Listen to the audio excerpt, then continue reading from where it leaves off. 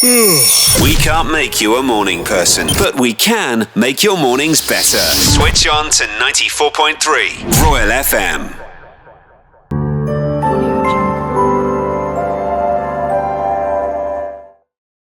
Now, Ephraim is here. I want us to have an imagination. I have this friend of mine. He's sick and tired of motivational speakers. He says he is sick and tired of motivational speakers. These ones I began my poultry farm with a pair of eggs. There is a rich man who said, he's very rich by the way in East Africa. He said he was selling pancakes. I still look at that man of Dwanzi lying to us and I'm like, why are people not telling the truth of how you get rich? So, he says, he prefers stories of people who are vulnerable enough to talk about how tough it's been. They have failed, and he has this sense of reflection. He mirrors himself in these people that they have gone through it or tried it. You know, when you find somebody who says, I have married 3 times and it failed. I have tried to have a child and it has failed. My family is all torn apart. We don't speak to each other. I have tried businesses. I've been somehow lucky. I always have a chance to have capital to start a business. But every business I have tried failed. But then I got lucky only when I got into my 60s and figured out what I needed to do. And the story might seem very exhausting when you hear somebody give a testimony of how they tried and failed and tried and failed and never gave up. But these stories also come off as an encouragement that it's just a matter of time. It is possible to actually come through and get what it is exactly you want in life. Now you sound like those motivational speakers. Now listen. What's the plan? Today I want us to talk about the importance of failure. I know I was speaking to a friend of mine the other day who told me I'm sick and tired of trying to invest because everything I've tried I have failed. But then there are also peers that we know, they just one strike and to them this is down to Bali because they've hit the jackpot already. Let's talk about the importance of failure, Ephraim, this morning. Why is it important to actually experience early failure in life, especially as entrepreneurs? Okay, so first and foremost, let me talk about motivational speakers because I share the same sentiment that individual has. So you don't like to hear me? Nah, you have a nice voice. But seriously though, I it's the equivalent of saying you want a Range Rover or Ferrari or Bugatti or Rolls Royce experience, and then you go and you rent a Toyota, low-end Toyota like a Starlet as an example, and then you complain and say, but cars are not good. You're like, but you got what you got what you looked for. In a sense that what I've learned is that if you truly read about entrepreneurs and take time to study entrepreneurs, go read biographies and autobiographies. No one is telling you they didn't fail. I've never heard an entrepreneur who has written a book and says, I made money and I was successful immediately. Like, that book would only be not even one chapter long, like 1 page long, because success is just a highlight in the entire story of a human being. So when you find a motivational speaker coming to you and telling you things, he is that 1 page of the story. He's telling you only one element of it. There's a saying that, actually, funny enough, I heard it today morning. that if you have lived long enough, if you're gonna live long enough, you're gonna have problems. It's inevitable. You can't avoid it. And so there's no benefit in there's no benefit from self-pity, sitting down and saying, oh, my life is unfair, because at the end of the day, even the next man's life is unfair. That's one. But then two, when we now talk about the importance of failure, I think one of the things that I've come to appreciate is that failure is a very good teacher. Mm-hmm. Am I lying, Julian? No, you're not lying. Failure is a very good teacher. I think it's Chiboko's you. I think there is no okay, let's put it in the context of Africa. Sibjo. Jesse, you look like you're not Chiboko when you were young. You give me I was not Chiboko vibes, but I can ask, were you Chiboko when you were young? Unless he was not raised by an African parent. I feel Jesse was not Chiboko. I think everyone was Chiboko, even him. Juliana, you're Chiboko. Properly. Me, I was even Chiboko. They would even make me pray and ask for repentance after they Chiboko me. Okay, we have Chiboko you, but you also need to ask God to forgive you. For forgiveness. You be on your knees after you there with tears and you're asking God for forgiveness. But that's another story. Were you Chiboko? Of course. Uh-huh. Now, would you say that the Chibokoing was effective? I mean, think about it. You're young. You did some unserious things. My daddy's Chibokoing was effective. My mom's was just fun. Is it? You see, I told you there were some vibes there. I was not sure what it was, but you could see. Yeah, this one was not Chiboko. Not properly. No. Yeah. So one of the things that I've learned about Chibokoing is that there's something about that pain. And I'm not advocating for Chibokoing your children. I don't have children to tell you whether it's right or wrong. Maybe Juliana can tell us. But from my own personal experience, it helped. There was once you didn't even need to be told twice that this. It's the eye. It's after the that Chiboko. eye. She'll give you an eye. You try it again. She'll just look at you like her. Here is no go zone. And that's the thing about failure. Because you see, if someone tells you, don't take your capital and invest it without doing research, and you've never lost money, you're probably going to go and do it. You're like, maybe they don't know. Maybe I'm different. Maybe I'm smarter. This time is different. Man, you go do it 1, 2, 5 times. By the time you hit the 6th time, you're like, I'm not putting even a single coin, even if it's 100,000 francs, until I have done proper research. And so failure has a very good way of teaching us what's right, what's wrong, what we can and can't do, even internally. You know, there's most people suffer from low self-esteem, but there's a group of people, most of them end up becoming entrepreneurs who have too much self-esteem, extremely high self-esteem. Sometimes that self-esteem is not founded on any substance. They are just, they feel themselves and they believe they have the capacity. But that capacity doesn't match. The thoughts of capacity don't match the actual capacity. So you find those people go and take on projects and take on businesses and opportunities, and they fail because they think that what they have internally is enough. So they don't do the research, they don't go study up, they don't upskill. So failure is a good way to also check and see whether you are who you say you are. And I'm not saying this in terms of it should erode your self-esteem. It's just saying that I have these gaps in my capacity, I need to improve. So for me, I find failure to be a very good teacher. Can we align failure and incompetence? I know you're talking about capacity. When someone is just incompetent and you can see that their incompetence is going to lead them to a place of failure, is there an excuse for somebody like that, incompetent, appointed, put in a position of authority to make decisions, and then you run into failure with open eyes? So you know, we talk of excuses. It's a good thing and a bad thing. The world we live in, it's a capitalistic society. It is. It is not a pure meritocracy, but it, to a certain degree, we get rewarded for what we can do.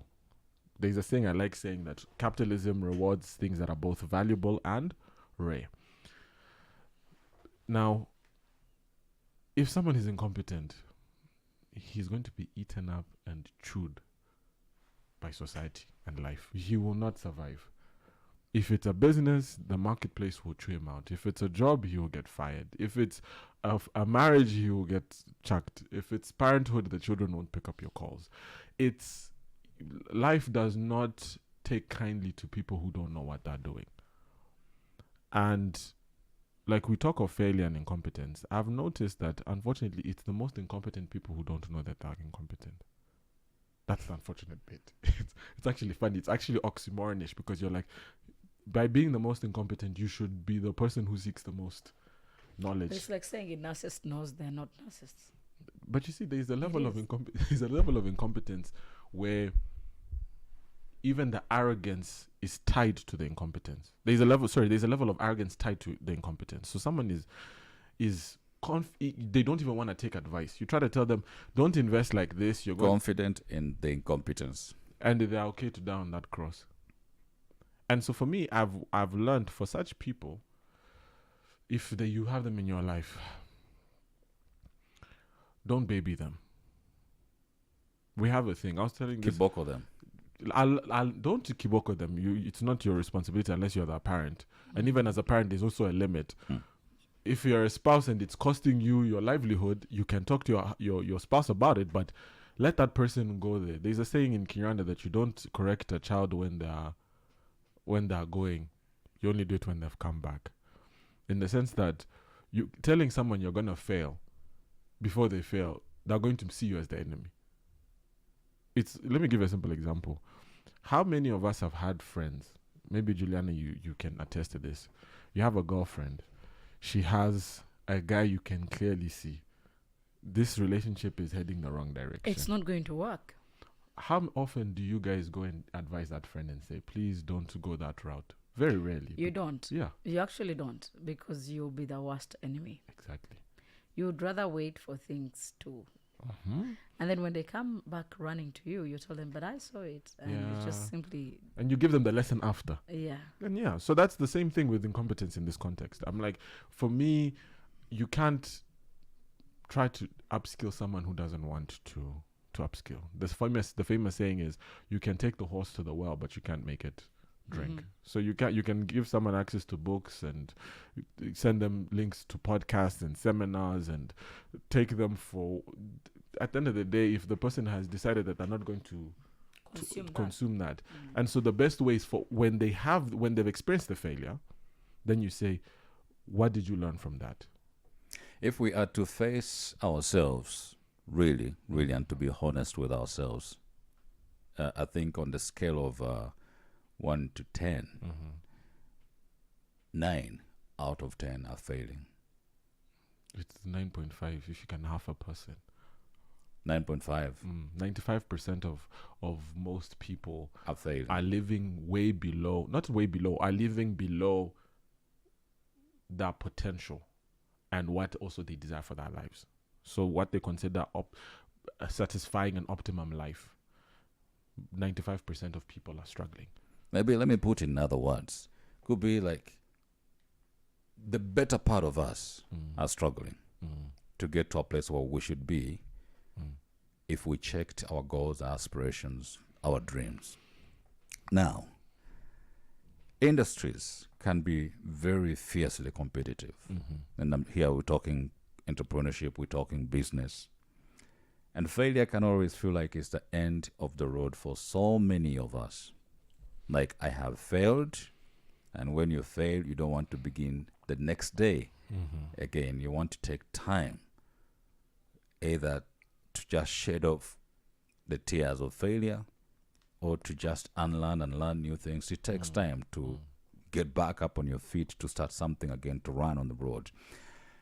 Now, question is, how can entrepreneurs shift their mindset to view failure as an opportunity for growth rather than a dead end in itself? So there's a book I read called Guns, Germs and Steel. Guns, Germs and Steel, yes. And it's an anthropology book. So it talks about humanity and the history of mankind. And the author makes a very interesting point. that society's advancements in technology, in healthcare, in just standard of living, the improvement of humanity came on the back end of a war. On the back end of a war, there was always a significant time of boom. And earlier we were having a conversation with Juliana, and she was talking about weak men. And there's a saying that is very interesting. It says that tough times breed strong men make good times, and good times breed weak men, and then weak men make tough times, and it's an ongoing cycle. What I've come to also appreciate personally is that when you sit and you reflect on your life as an individual, there are lessons to be learnt along the way when we talk about the competitiveness of life. Opportunities come once, but opportunities are only seized by people who know that there are opportunities. There are those who are lucky and they fall into an opportunity and their life changes, but most of the time they can't repeat that success. But opportunity comes to people who are prepared. And the only way you can get prepared is to know what preparation looks like, or lack of preparation looks like. And one of the things I find with failure is that failure is one of those tools to help you prepare. Now, how does an entrepreneur cultivate failure? How can an entrepreneur use failure to become a better version of themselves? Ensure that failure is not fatal. There are failures that you're like, so I'll give you a simple example, right? If you are trying to get into investing for the first time, very few people can start off right from the get-go succeeding. Right from the get-go, like that. Like, look, I put in my first 100,000 and I'm making money and it's working out. Most people will start off, lose money, try to figure it out. So the solution normally is, don't put all your eggs in one basket. Don't go take your money and say, look, I'm going to take all my capital and invest it in this particular project. You have never done investing before, so you don't even know what's safe. So what normally happens is you say, I'm going to invest money that I'm willing to lose, that even if I lost it, it won't wipe me out. It won't kill me. It won't plunge me into debt. It won't affect my livelihood or the livelihood of my loved ones. That is the best way to help failure make you a better person. That even is the same when it comes to businesses. So when you take up a business opportunity, if that business fails or delays to succeed are based on what you hope, would you be able to continue the next day? That is the barometer. Once you have that in place, go ahead and fail fast. The faster you do it, the better it is for you. It's like going to university. The faster you can do the course, the better. The faster you do the cuts, the faster you can get it out of the way, the better. So the faster you fail, the better. You fail fast. That is it. I think failure is something good to learn, to gain from. That is the truth. In the long run, it is something good you can gain. There's something good you can gain out of failure, and it's normal to fail. So, but the question I ask is, most people don't know how to define failure. The normal definition of failure is, I tried something, it didn't work out. And I'm assuming that's the same for you guys. Do you have another definition for failure on your side? No, I think that's the same thing. Now, do you know why failure is actually a good thing? Is because you tried something and it didn't work out. You tried something and it didn't work out. That first bit, you tried something. When people decided to come up with chips that you can build AI, that run on AI, or chips that drive AI systems. When people decided to come up with computers or phones or the clothes you have on, the watch you have on, or the mics we're using to talk, or even the internet, people tried new things. And I'm sure they failed a couple of times before they figured it out. And society cannot advance. You you cannot advance in your business or in your life if you're not trying out new things. Think about marriage. You're not married before. Okay, there are those who were married before and they know what it meant, but they failed. But if you're like, failure is not important, I'm going to avoid it completely, I don't need it in my life, you will never try new things. You will remain single, you won't leave the house, you won't eat certain foods, you won't go into certain environments, you won't drive a new car. The essence of humanity is action. We are prone to action. Human beings survive on action. The easiest way to kill a human being is to make them stay in one place doing nothing for the rest of their life. They will die very quickly. You know, surprisingly, you don't see so many, let's say, brands, businesses that you can pick on as examples, especially within our community, to say, oh, this company failed, they bounced back up, failed, and now see their story. I don't know if you have several that you can look up to say, not even individuals, you could say, this guy really failed on so many things, because the stories we have are only the good stories of things that we have done. Maybe we were just so good. Elsewhere globally, we would look at companies like Airbnb, you look at Disney, they faced multiple failures before becoming successful. And the question would be, one, how come we don't see failure around us? Is it the inability to recognize failure, or is it because we're so good on the optics? Two, why do you think failure was so critical in shaping the long-term success of companies like Airbnb and Disney? And what can small businesses and business owners learn from these examples of these big enterprises? Okay, so first and foremost, when you take a country like ours, or a society like ours, an economy like Rwanda, there's no incentive to tell your story. No one will pay you for it. I mean, the incentive, exactly, pretty much that's what I mean by incentive. In the West, the reason why you find that there's so much information about businesses and entrepreneurs is because most of the companies or the private sector in that country is founded on or survives off of the stock market. Time immemorial, centuries of relying on a public stock exchange, right? Now, if you're going to raise money from the public, if you're going to ask ordinary citizens to give you their money, they need to know your stories. To demonstrate your vulnerability. Exactly. You need transparency. So there's an incentive to talk about your business in its entirety. And obviously, if you talk about your business in its entirety, you're going to have to talk about the failures, because those are obviously there.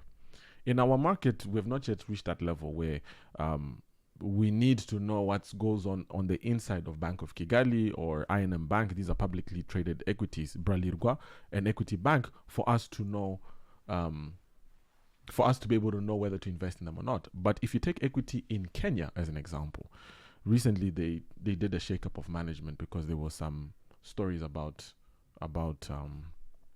some corruption or some fraud that happened internally by some senior management. And actually, funny enough, the current MD of Equity Bank in Kenya used to be the head of PricewaterhouseCoopers, the managing partner, Hanu Murgwanda, but a Kenyan. But you see, if we developed a more robust economy and stuff like that, you find out that there are a lot of projects or products that these companies produced, launched, failed, brought back.